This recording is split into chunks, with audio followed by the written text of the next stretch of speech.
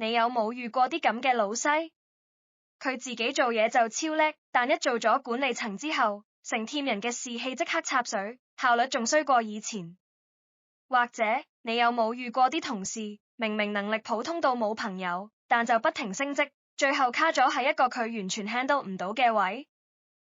如果你對呢啲現象覺得好迷茫，甚至好扯火，咁你就一定要識下呢本暢銷咗50年嘅商管經典《彼得原理》。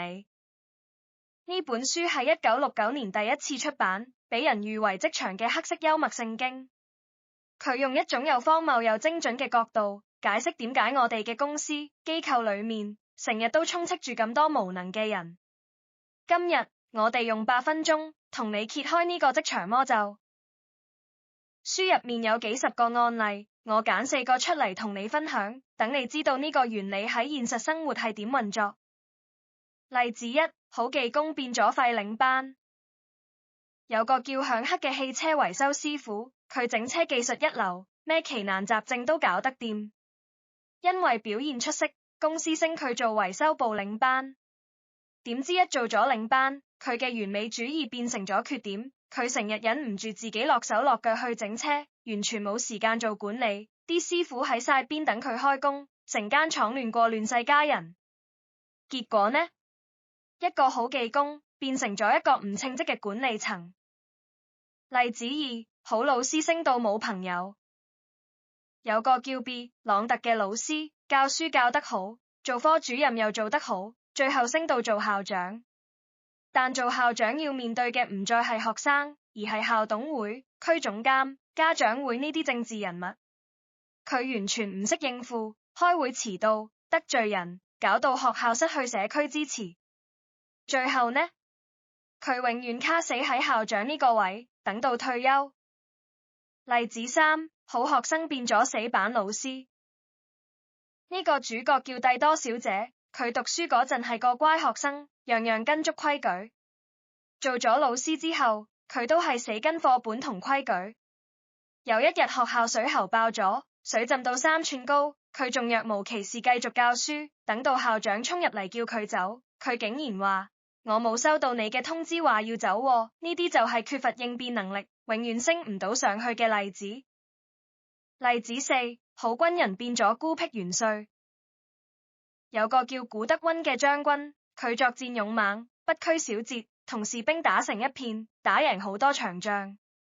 但升到做元帥之後，佢要打交道嘅人變成咗政客同外國使節，佢完全頂唔順呢啲社交禮儀，同個個嘉賓都鬧交，最後收埋自己喺架拖車度飲酒，指揮權落咗喺下屬手上。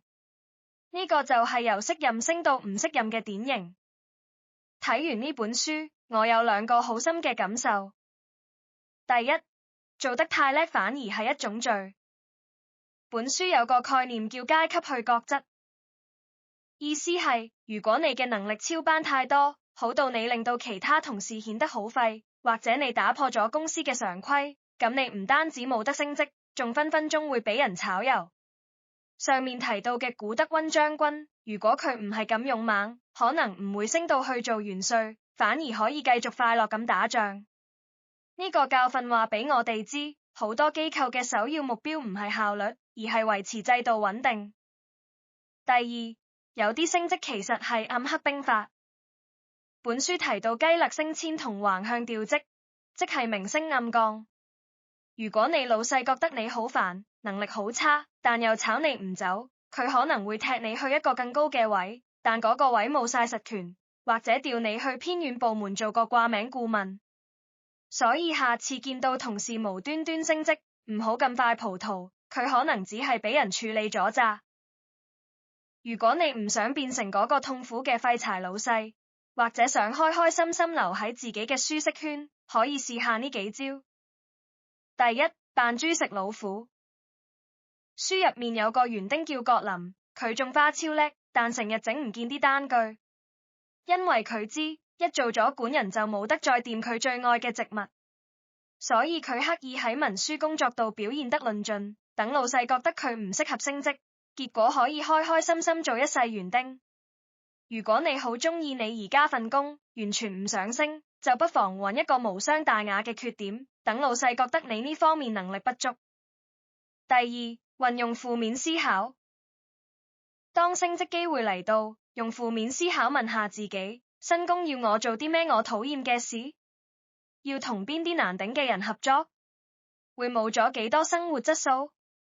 本書話，好多人最後悔嘅，就係接受咗嗰個看似風光嘅升職，結果搞到成身病痛。彼得原理雖然用幽默諷刺嘅手法去寫，但佢揭示嘅係永恆嘅組織弊病。佢令我哋識得用另一個角度去睇職場上嘅荒謬事，同時都提醒我哋，與其盲目向上爬，不如揾一個自己真正做得開心又勝任嘅位置。如果你都試過喺職場感到迷茫，歡迎下面留言分享你嘅故事。記得 like 同 subscribe，冚埋個鐘仔，我哋下一條片見。